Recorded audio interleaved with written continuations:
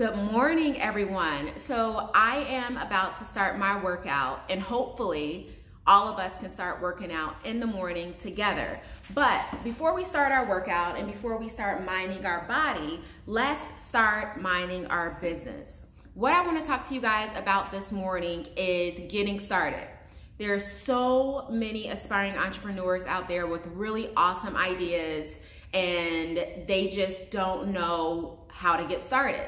The number one question that I get through my consulting and really when I'm doing any type of speaking engagements is, what do we do? How do we get started?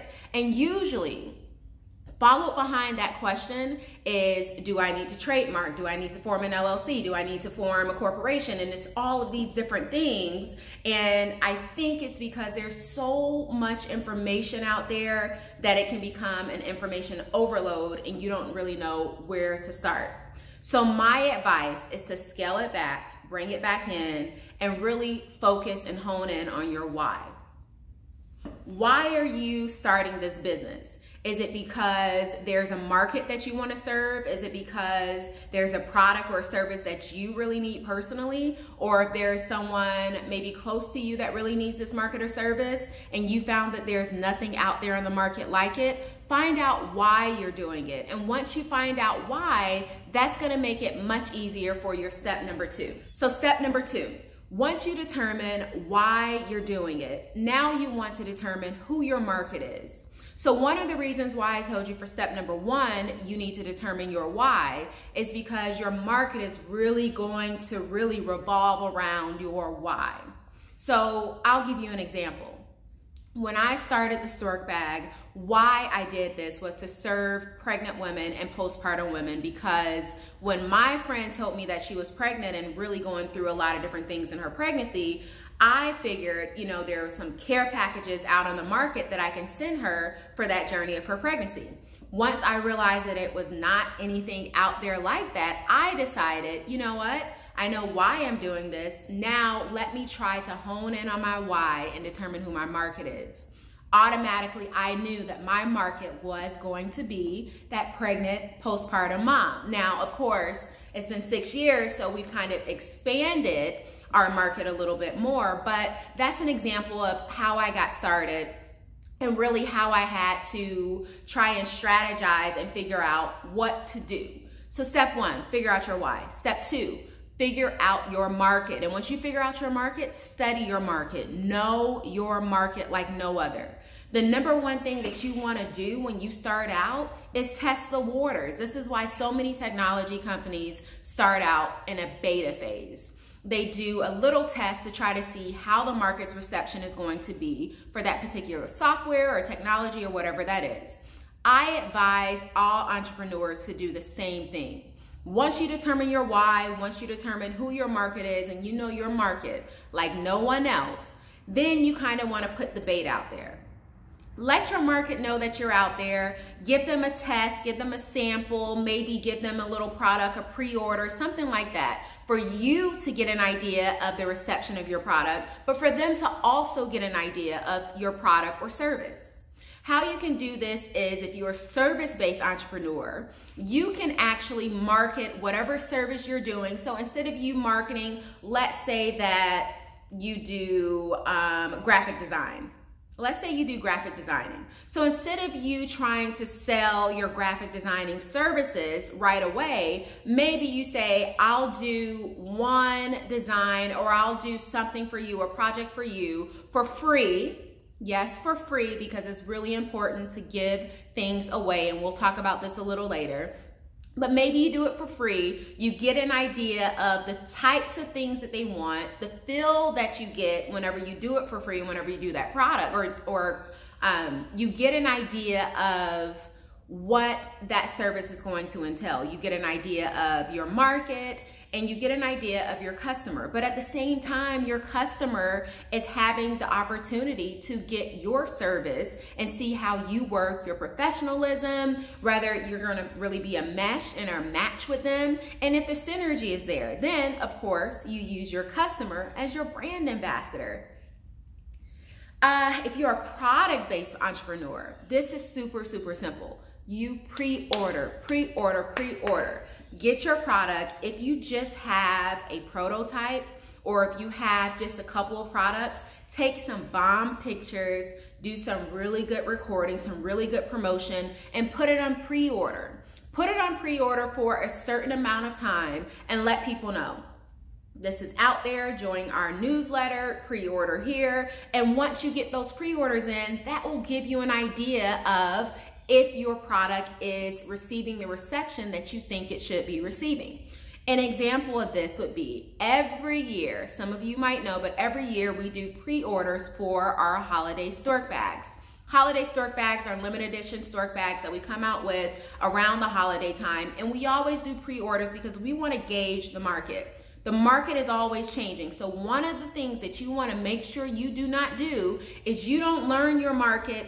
You know them now and you're thinking, okay, now I know my market. I don't have to study them anymore. Wrong, wrong, wrong. Always study your market because your market is always moving, always shifting, always changing. Your demographic is going to grow and they're going to change based on really trends and really what they need and what they want at that particular time. So know your market, but continue to study your market. So to go back, always do pre-orders or test your waters in a way. But whenever I'm talking to product-based entrepreneurs, I tell them, do your pre-orders. This is what we do.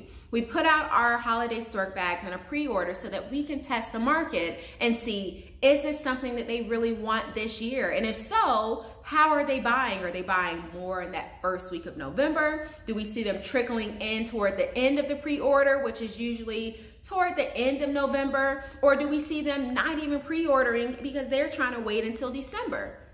So many things can change, but also, as a product-based entrepreneur, what pre-orders allow you to do is it allows you to take in the money right away, and then you can use that money to buy the additional products. So let's say you have one product, a prototype, and you are trying to put it out there so that you can actually sell it, but you don't have the funds because not everyone has a ton of money just sitting around so that they can invest in their company, and not everyone comes out the gate with an investment.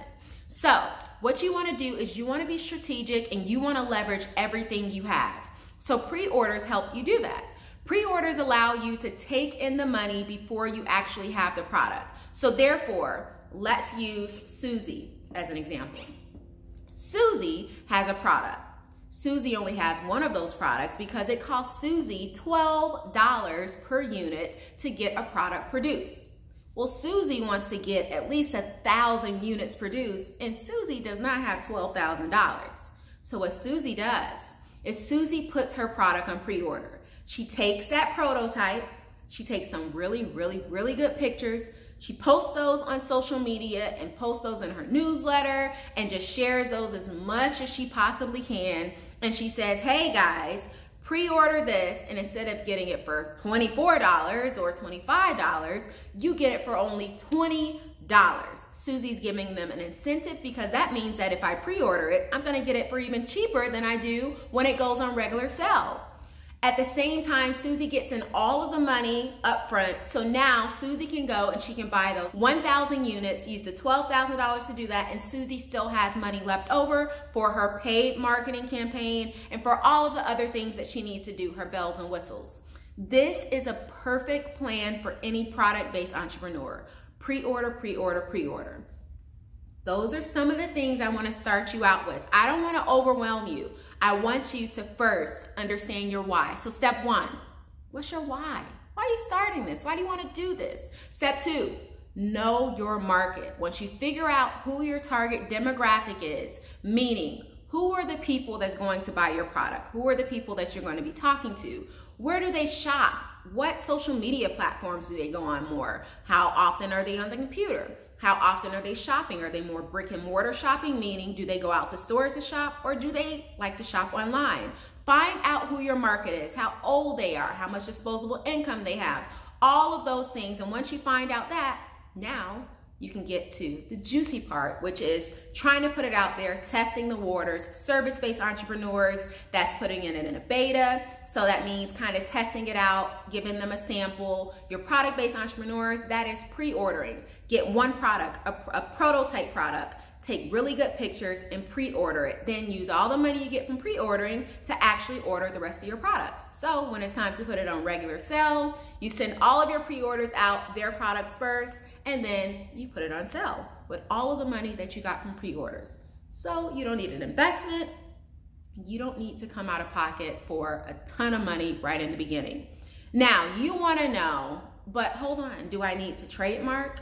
Do I need to form an LLC, a corporation first? We'll talk about that later. But for now, do those things, step 1 and step 2. Then we'll talk about the testing a little bit more during the next video maybe, and we'll talk about what you need to do to protect your product and to protect your brand. Hope this helped you guys. Have a good day.